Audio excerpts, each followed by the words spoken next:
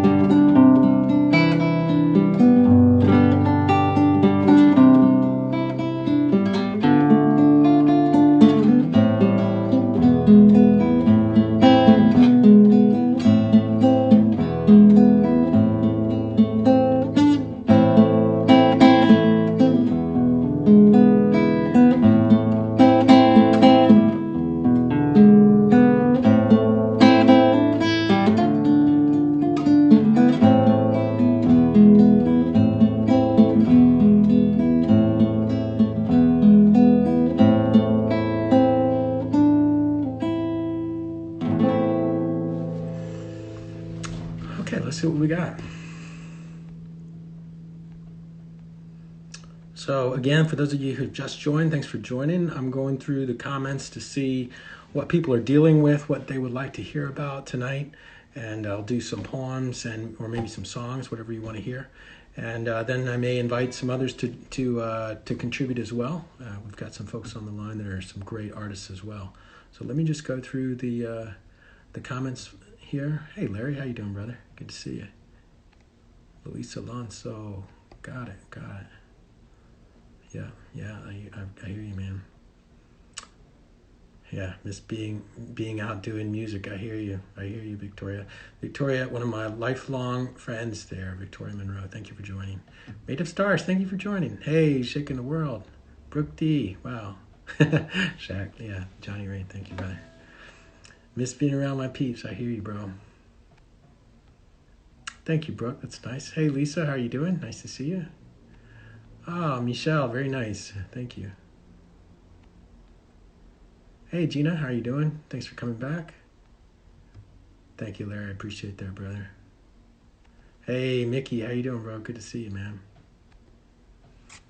Yeah, the positive side of being quarantined with someone you love is a blessing. Yeah, that's true. Nice. Something related to mental health. Okay, let me write this down here. I hear you, man.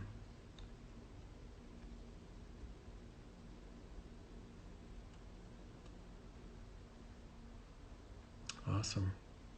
Cool. Well, yeah. So let's do some poems. How about we do some poems? So the format tonight is going to be pretty simple. I'm just going to go through some of the poems that I have related to some of the topics that you guys have asked me to talk about, and I've gotten some inquiries throughout the week as well, and some that I get asked to perform when I go on open mics during this quarantine period. So you're going to hear some old stuff and some new stuff. So I thought I would go through my list of poems that I've worked through, and just pull up everything that I've got, and then identify with those pieces with the kinds of themes and topics that we've got here online and that people are dealing with. So so let me start with this first one. This first one I'm going to do for you is a poem. One of the first poems I wrote when I realized I was going to be a writer. And I was really dealing with whether or not that was the right calling for me and what I was going to do. I was scared to death because I just didn't know if I had what it took, but that's what I felt like I was supposed to do.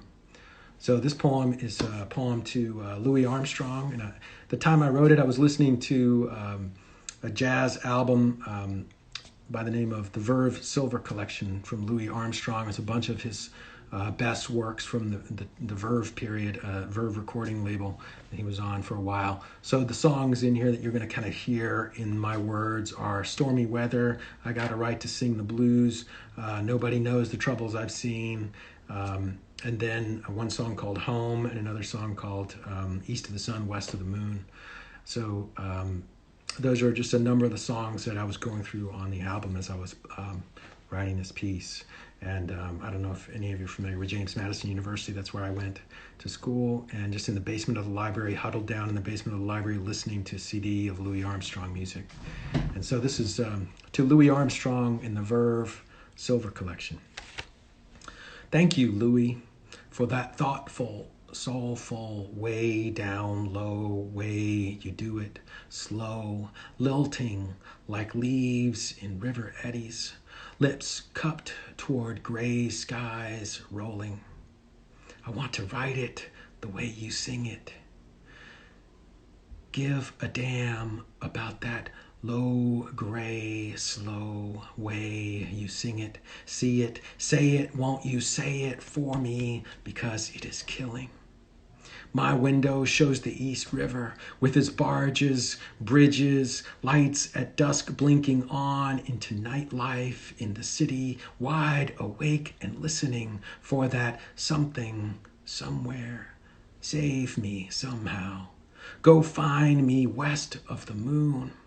With your sweat and tears, tell me it's not all over.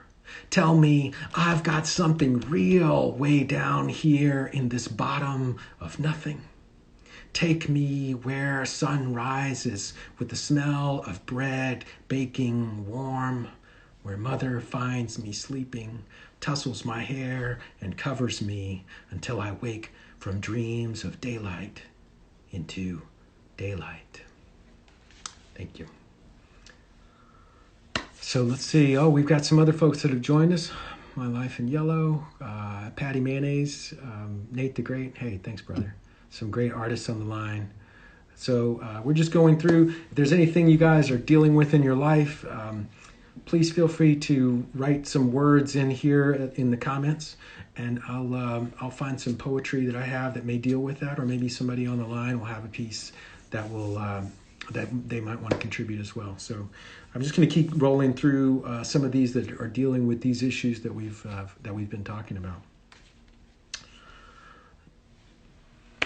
This next piece is it's partly a love poem. Well, it's really about love and loss. This is about this next piece is a two-part poem. It's actually wrote it in two parts, but I perform it together as one piece. The first part is to my grandmother. Or I'm sorry, the first part is to a girl I did not marry, and the second part is to my grandmother.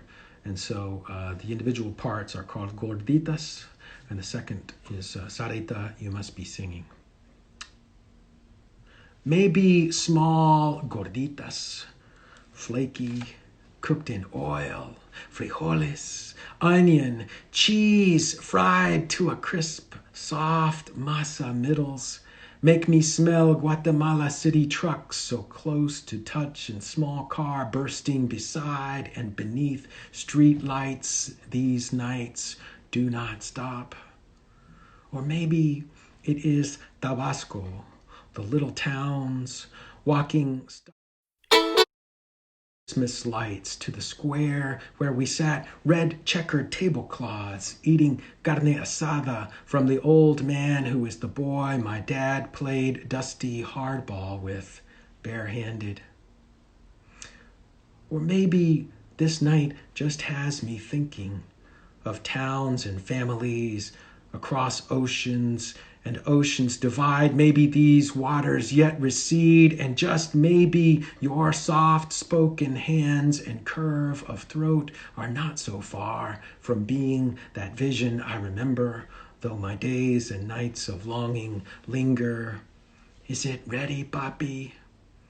Please give me your strength, good wife, for this your world is far, and I am long leaving sleep to you and little towns, flower petal dresses, your tan arms, dust and concrete crosses, life and losses. Oh, my gordita, you must wait for me to learn to wait. To Sarita, this morning, Evelio told you how we love you. You sighed, squeezed his hand, praying he waited for you to draw a breath. You did not, so still you sleep with the light on. Sarita, you must be dreaming. In you is blood of rocks. You see, when I was small, I rhymed skipping stones from rivers smooth, glance across the water, glosses, marshy mosses, life and losses. I always found big rocks, round or oval, deep buried to stomachs beside rivers. They left a cleft. These rocks I kept in cans in my closet, not to look at. Good rocks were good to have. Sarita, you must be singing. I remember your pursed lips, quavering voice, high-pitched. You were old when I met you. I think 91 by this day. You squeezed lemon in your hair at length that spills below your knees. Wildly you gesture from the bed, long arms waving. I wish I could have been there. Blink through blue cataracts. Live for the light. Mi hijo, live in the light. Abuelita, you must be sleeping. I feel a great rock in my stomach has been moved. Thank you. That's called To a Girl I Did Not Marry and to My Grandmother. So let's see what else we have. Thanks you guys for joining. Thanks Queen Camaria, nice to see you. Thanks Marie, thank you Lisa. Yeah, I hear you. Yeah. And if you've got a beverage tonight, feel free to have one on me. And if there's anything that you guys want to hear about, please write it in the comments. We've had a few people already voice some things they'd like to hear about, and I'll get to some of those in just a second. Let's see here.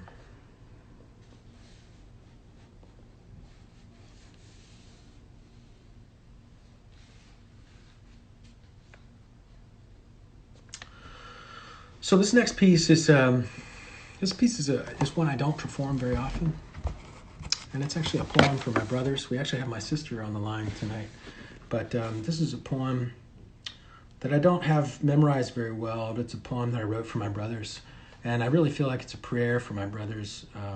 We grew up in a very religious family, and so I wrote this poem as a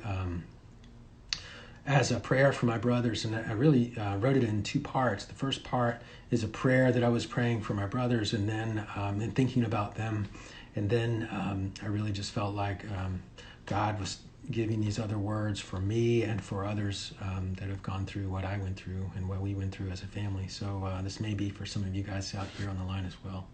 This is Prayer for My Brothers Camping. Above you, through dark boughs, bright waft, fire flecks, white, red, glowing, gold trunks lowing to and fro, the cold wind blows, aching old. You spit hard coffee in cracking firelight, lean and look at stars so bright and burning, clouds through tree limbs lightly turning to warmer days you miss when cold, younger years you wish when eyelids warm drop hazy now, rough hands on whiskers, wrinkled brow. Your stomach settles thin like dust in whispers, rusty light specks licking up through boughs and limbs. New life must give new words, Eugene.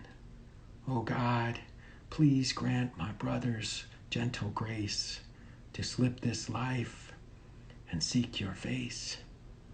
And that's when you hear the wind say, do you know how I love you? Do you know? Do you know?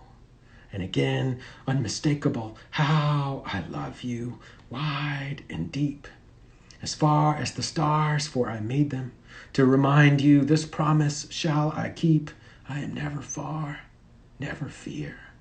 I am never far from you. And I will not let you fall. I will not let you fail. You let go. When you were little, crying, I was there. When you thought you were alone, I was there. I am right here on your shoulder. I am that whisper in your ear, that flutter in your chest, that quickness in your mind when you were beaten with the belt. Yes, my back has scars too. I lifted your head and steeled your will. I gave you power in your fists and legs. I drive the pen across your paper. I am your song, your laugh. I am the center of your heart. It has always been me. You break, you weep. I am with you, wide and deep. Never fear, you are my sons and daughters, and you are never far from me. Wherever you go, may you find peace. Thank you. So that's prayer for my brothers camping. Thank you. I don't really perform that one very often, but sometimes I feel like that's not the message for a particular audience, or I have other poems that give that message, but that's a very personal message for my brothers and maybe for some of you guys out here on the line tonight. So let's see a couple others we've got here for you.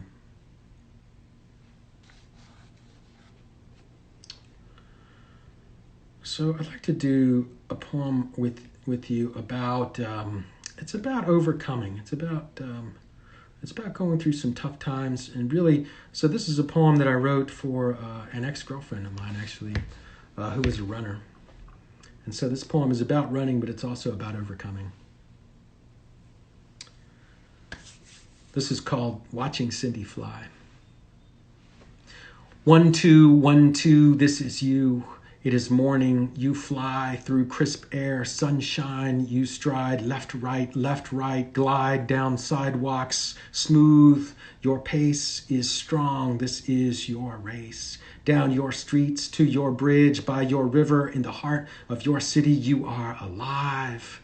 I am fearless. Whatever comes, if you ever doubt, remember this. Nothing ahead will be tougher than where you've come from. When you were that little girl, bright eyes, big dreams, a fighter's heart. When no one understood you. When you ran to beat weakness. When you became you, that's when you won. 2-1-2. And feel the burn building, legs tightening. It hurts and feels good, and you resist the urge to sprint because this battle, this race, is a slow drip of energy against pain. I have something greater inside. I can go a little farther, last a little longer. I'll dig deeper. Pain makes me stronger. So you push, you drive. I will survive. You thrive. Your form is perfect. Shoulders back, chest out. Breathe in, breathe out. Your weight atop the engine in your hips and thighs. Feet barely brushing ground. You glide. The hint of a smile across your face. This is your peace, this place. This is your battleground, this pace. Whatever the problem, you bring it here and beat it. When you were hungry, I just work harder. My will gets stronger. When you suffered loss, heartache, I'll keep on pushing through the pain. Whatever the challenge, I go over or around. Right here, running, I stand my ground. So you go on, baby. Go on farther, run longer. My run with you ends here, but this time has made you stronger. Be courageous. You are flying when you run. And remember, the war that was inside you and the battles yet to come, you have already won. You are invincible. Thank you. That is Watching Cindy Fly. That's a poem for an ex-girlfriend of mine. Yeah, maybe for some of you out there online. Thank you, Meg, for joining. Figaro, thank you for joining. Wow, Michelle, thank you. Gina, thank you. If you guys have things that you would like to hear poetry or songs about, please write them in the comments, and I'm going to be going through and checking the comments like I am right now to see if anybody has some specific requests of issues that they're dealing with. So yeah, thank you. And I'm just gonna keep rolling. Let's see what else we've got here. So some of you guys have known me since my childhood and have known me growing up. And this poem I wrote about growing up knowing that I was not normal, that I was different. This poem is called Normal Kids. We grow up knowing we are different, you and I. We are not like normal kids. I grow up in Texas and Virginia, where normal kids live in ranch-style houses set back on the country roads we drive on Sundays to church. Normal kids don't go to church Sunday morning, Sunday night, and Wednesday night. Normal kids probably spend Sundays watching television because normal kids have TV. Or they play in yards, big and wide and green. Lawns so large their dads cut the grass on riding mowers. Big enough to play a full game of football or soccer or just run. Normal kids' houses have wide driveways with basketball goals where they probably play with their buddies. Lots of friends. Happy kids. Normal kids smile a lot. They have blonde or light brown hair, light eyes, freckles on sharp noses, and their skin is not tan or brown like ours. Normal kids have simple, strong American names that no teacher ever asks them to spell. Normal kids can afford to buy their lunch at school every day. In fact, they only bring their lunch from home on cold winter days when they have a brand new thermos full of hot SpaghettiOs. Normal kids eat name brand foods like SpaghettiOs or maybe Cheerios. They don't eat Tostitos, and they certainly don't eat peanut butter and jelly in a brown paper bag every day. They probably don't eat beans and rice with tortillas every night. Normal kids have more than one pair of shoes, and their toes are not stunted from wearing them all year round, even when they've outgrown them. To school, to church, on the playground, in the street. Normal kids don't get their clothes from older brothers and sisters. They buy their clothes from the mall. And they have more than 3 shirts and 2 pairs of jeans to alternate throughout the week. But our family can't do that. We can't have that. We aren't like that because we are different. We are poor. We are religious. We are Mexican American, Puerto Ricanos, Dominicanos, Ticos, Tecos, Latinos, Mestizos, African Americans, and to the parents of normal kids, we are minorities. I wonder if they know there are more of us than there are of them. But there is one place we start even with normal kids, isn't there? At the starting line. On the playground, we run the same distance, throw the same ball, shoot at the same goal as normal kids. And normal kids are not great at sports, but we are. We can beat them running or in football or basketball or soccer. We are faster and tougher because we play every day against other kids who are not normal and against our cousins and big brothers and sisters, and they kick our ass. When we play longer and harder. We practice for practice so that we can run faster, throw and shoot better, kick longer, farther. We will win. And at first, we think winning is a way for normal kids to like us. But later we realize the real reason we win is that deep down, normal kids know they are normal and they are content with that. But you and I are always hungry, and we are never content with that. And the only way for us to get what normal kids have is for us to be better than them at everything. And yes, make no mistake about it, because we are not normal, you and I, we will kick their ass. Thank you. That's a fun one to do. So yeah, I've got some people on the line that grew up with me that know what that's about. Hey, Constance, thank you for joining. Hattie, thank you for joining. Yeah, we practice for practice. Thank you for the snaps, big sis. She knows that poem well. All right, you'd like to hear some more guitar? Let me see what we got for you. So, all right, so I think we're about ready. We've gone through we haven't really gone through any deep, dark shit yet, so it's about time probably to do some of that. So let's see what we've got here.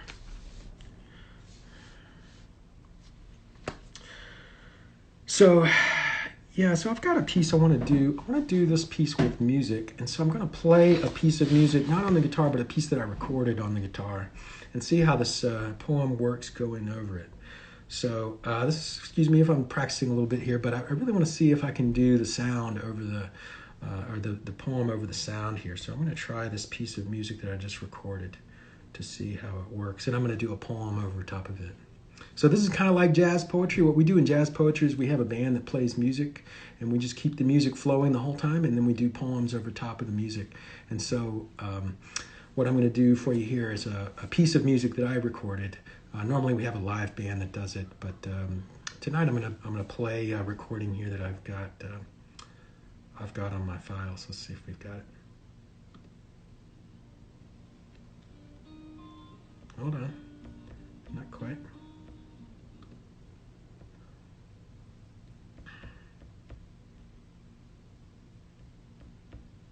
Sorry, let me work through my technical issues here.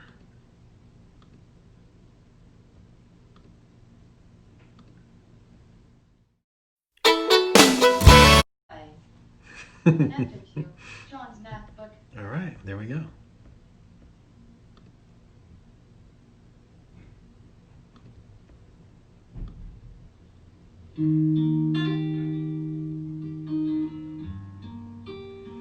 Okay, Lisa, can you give me a thumbs up if you can hear that? And yeah, if anybody, can you hear that guitar playing? Crown Royal, can you let me know? Can you hear that guitar playing? Thank you, Luis.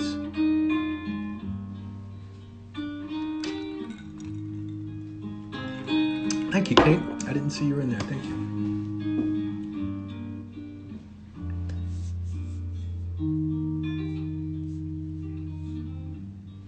That evening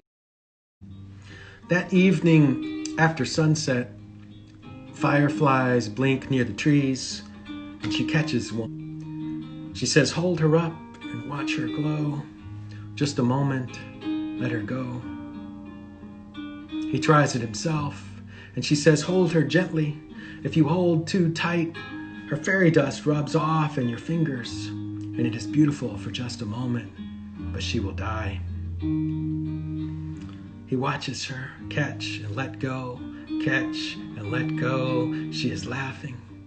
It is then he knows she is magical.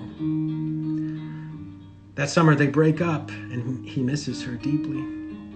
He writes, last night I think I dreamt that I went sinking, slowly resting in the black water of the ocean that rolled me over, and I breathed that hollow water that was closing me down deep, relaxing in black cool.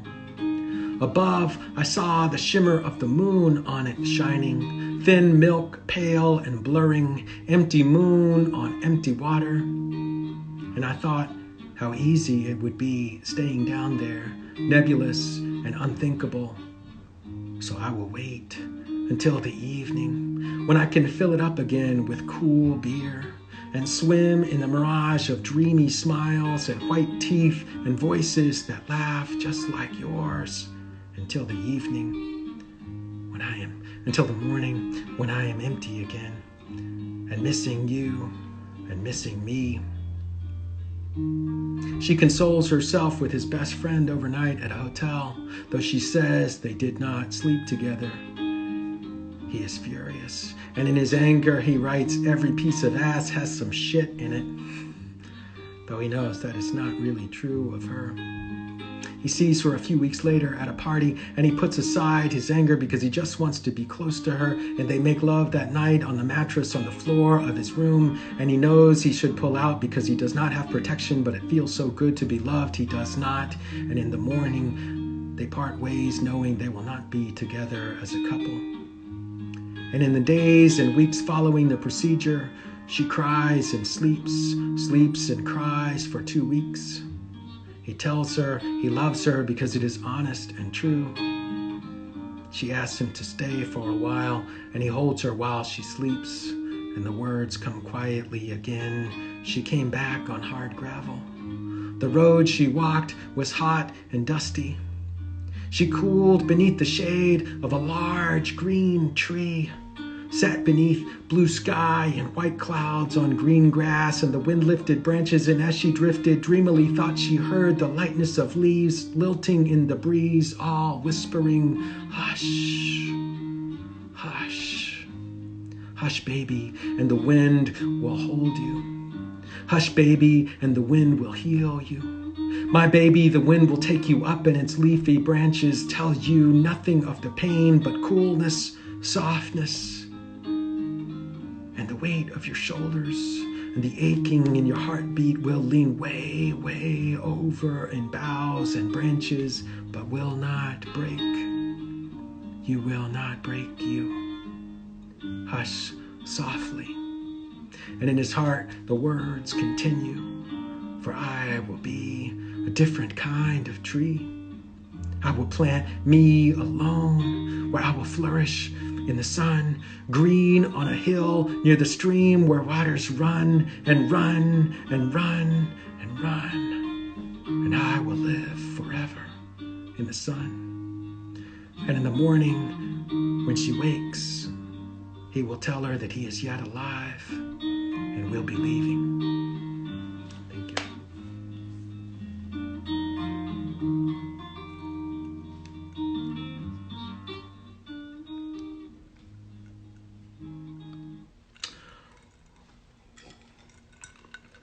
Thank you. Let me read some of the comments here since I've been off the comments for a while. Oh, Jabari joined. Thank you, Jabari.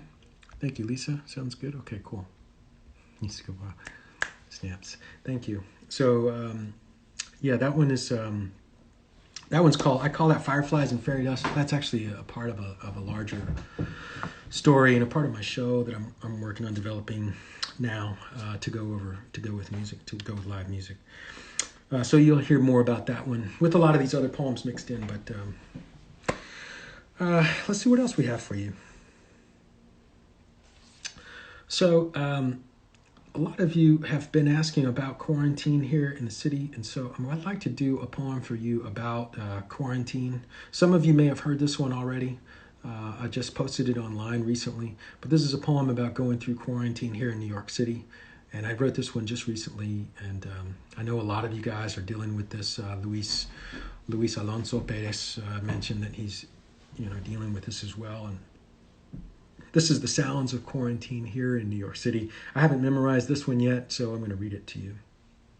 Only thing I'd like you to do is join with me as you hear me talk about clapping. This one requires a little audience participation. Wherever you are, if you would snap with me whenever you hear talking about clapping. Yep. So that'll just kind of help you feel a part of it. Okay. Death is quiet in the alley outside my window. Outside my window, death is quiet as the numbers rise. It seems every day the numbers rise. But all I hear are raindrops. A light tapping on my window the past few days, dripping down the gutter.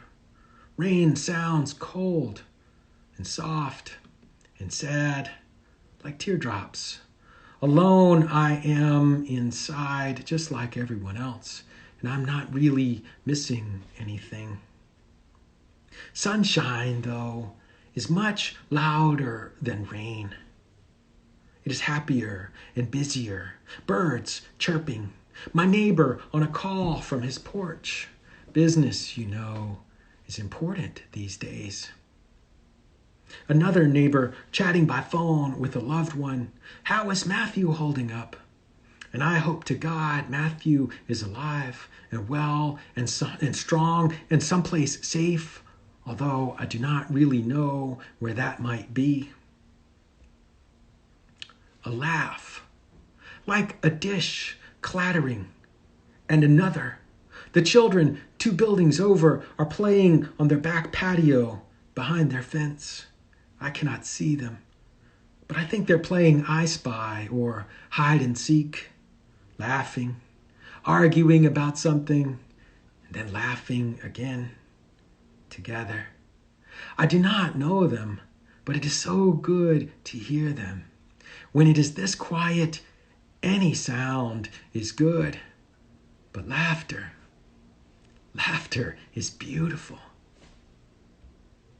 Sirens. I hear them more often these days.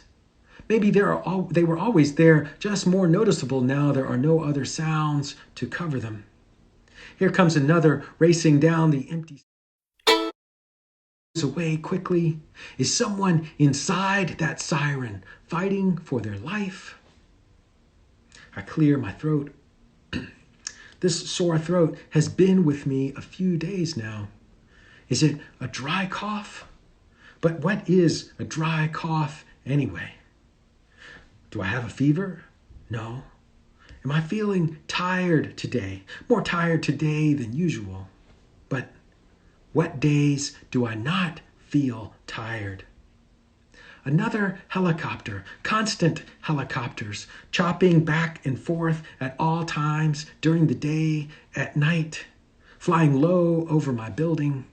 Is it medevac? Police?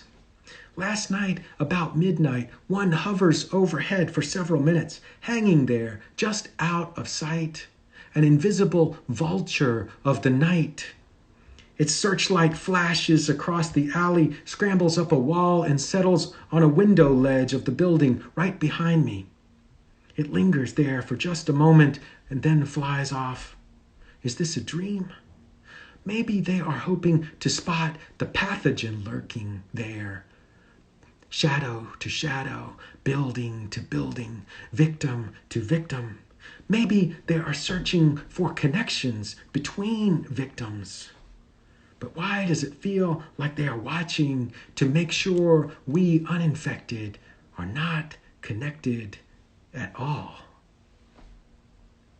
But every night, a few minutes before 7 o'clock, just before dusk, I open my window and strain my ears to hear the sound of the city coming alive again. It starts slowly, with a single cheer, a yell, just quiet enough to make me think it is an accident or a crime, but then there is another, and a few claps, a few cheers at first, more clapping, disconnected, disconsonant clapping, a few whoops and shouts, and then it builds, bouncing off the bricks of the buildings in the alley, and I look out but see no one, and it builds louder and louder, a crescendo of clapping and yelling and cheers, crazed cheers, as if the Yankees just scored on the block next door, but it is all around me, coming from everywhere, as if to say, we are here, we are all here, and we are together, though apart. And we are clapping and cheering the healthcare workers who are helping, and we are clapping and cheering and yelling and telling death to go fuck itself. We are cheering for the heroes in the emergency rooms, in the hospitals, in the death rooms, staring death right in the mouth with nothing but a mask and goggles as it breathes its morbid breath on them. And we are clapping and cheering and for people, for those who have died that horrible death, because we love them and we hate the death that killed them. And we are clapping for people we do not even know, and yet they are our friends and cousins, sisters, brothers, fathers, mothers, neighbors, lovers, and they are us. They are the best we want to be, because we all want to be heroic, but all we can do is sit here, stay here, watch here, wait here, but it will not defeat us, because 7 o'clock every night is when we win. 7 o'clock is magical. It is the city at its finest, cheering and clapping, and we are all heroes, even us, even you and I, even here inside, behind our windows, doors, and fences. The cheering slowly subsides. Still no one outside. Just a trickle of cheers now. Light clapping, echoes. Maybe tomorrow night I will go up to my roof to listen. And maybe others will go up to their roofs too. And maybe I will see someone I know or someone I don't, and wave and cheer and clap and feel good just to know there are other people out there too, on their roofs, in their buildings, looking out their windows and listening and maybe even cheering too, simply because we are here. We are all here together, and we are alive. Thank you. Thank you, guys. And yeah, we have one person online, at least one person. Crown Royal 1972. Victoria Monroe is a healthcare worker. Thank you for what you're doing every day, Victoria, going into the ER and taking care of people. Thank you. So yeah, that one's the sounds of quarantine. I have a video of me performing that here on my Instagram feed. If you'd like to see that one again, look for me wearing a red t-shirt and you'll see a video of me performing that one. So we've got a couple other requests. Let me go back through and just see what else we've got. Lisa, I got yours as well. Yeah. Hey guys, good to see you. Thank you for coming through. So yeah, we had a request about overcoming depression, overcoming some difficult situations. So I'm gonna do two poems, and I don't know if I'll do them back to back. They're both kind of deep, dark, but sometimes you have to go to the deep, dark places before you can overcome. So this poem is called "Running Through Trees." The time you hold me down. You know what? Before I start that one, I'm going to do this one with a piece of music. Again, I want to try doing this one with music. So I've got a piece of music that I play on the guitar. I play the song. So this is a song that I wrote that I'm going to play the music for you here. Let's see.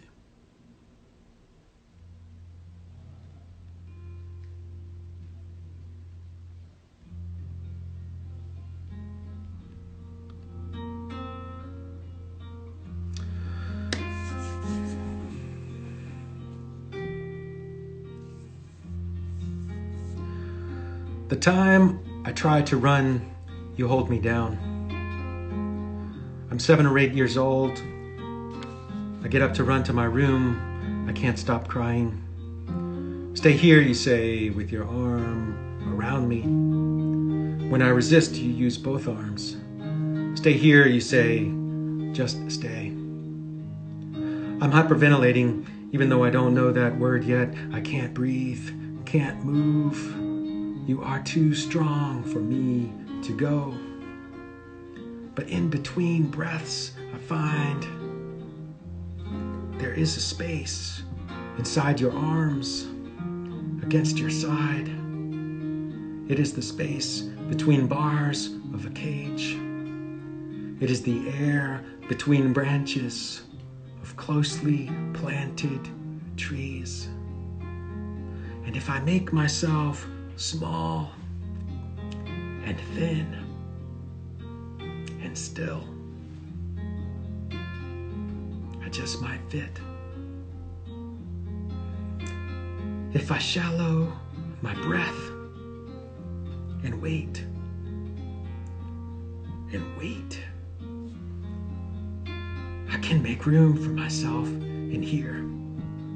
If I shrink and slow my breathing, there is a place I make inside your arms and deep inside of me, and that is where I go and hide.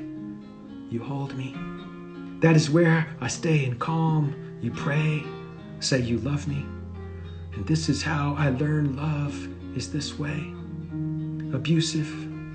Those who love me hurt me.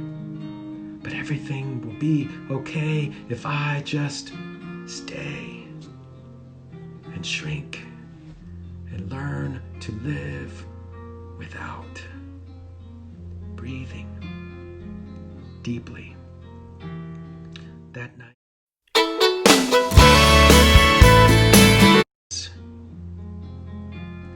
The time your belt made these scars on my back, I did not cry. I was 11 or 12. I laid on your bed, clenched my fists, and screamed inside. It hurt like hell. I willed myself not to cry, turned and looked you in the eye. You hit me harder. Sometimes you used a switch, cut green from a tree. At least once I had to cut my own. But this time it was your black leather belt with the thick razor edge that left long welts with droplets of blood in the small of my small back. Later, pulling my basketball from beneath the car, I scraped my back and told my friends it caused the marks, but that was not true. They are much smaller now, these scars, white twigs in tan skin, as if I was running through trees, just like in my dreams. But I wasn't running. A few years back, you asked if there was anything between us, and I showed you the scars. You said religious doctrine was to blame. It did not help me heal. You did not admit fault or ask my forgiveness, though I cannot recall a time you ever did. But it bothers me too. I could have run, but I did not. Instead, I stayed down, allowing myself to believe somehow I deserved that beating because I broke the rules.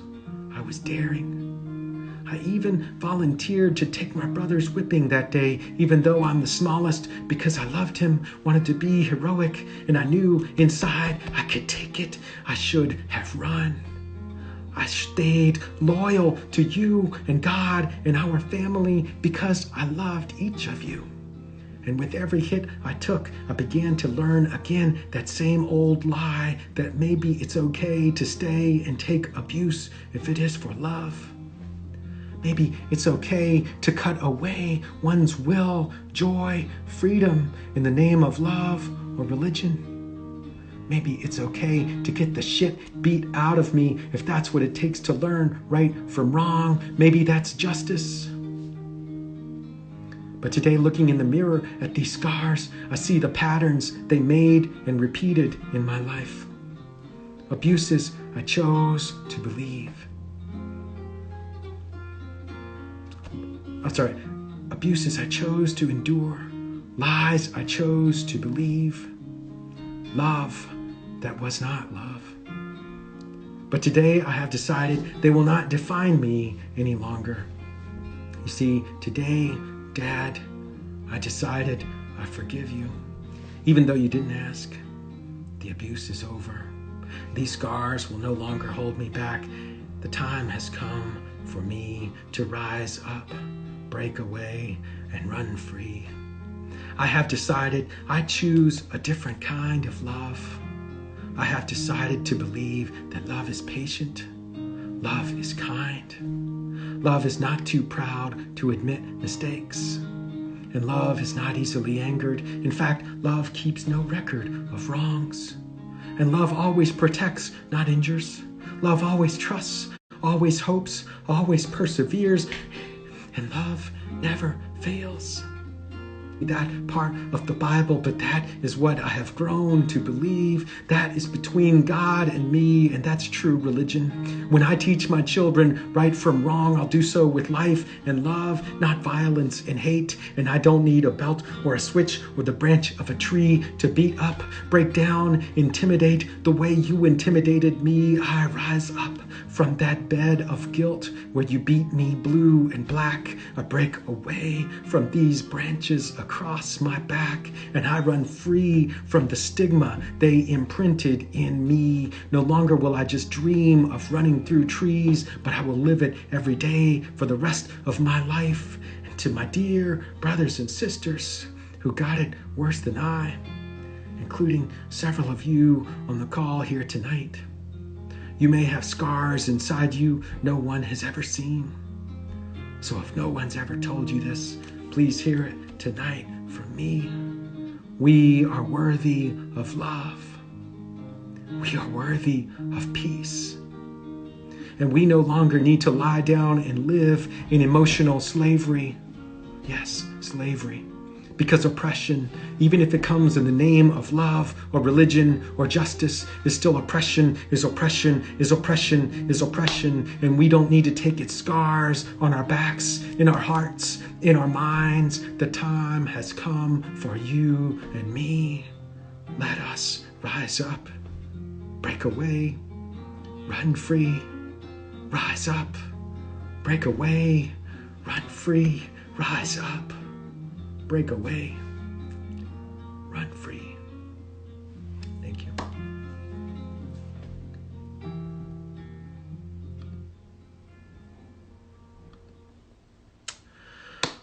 Thank you. So that poem's called Running Through Trees. And I've just got a couple more minutes before we're going to go out. So we're going to end here, and I'm going to pick it up on the other side of the hour with a new session. And if any of you guys who are online have things that you're inspired to perform, come back and hit the request button, and I will see if we can put you in as well. I've got one other poem related to that one I just did, so don't go away. Come right back on the top of the hour. I'm going to go away, put some ice in my drink, and then we'll be good to go. So I'll see you guys in a few minutes. Thank you.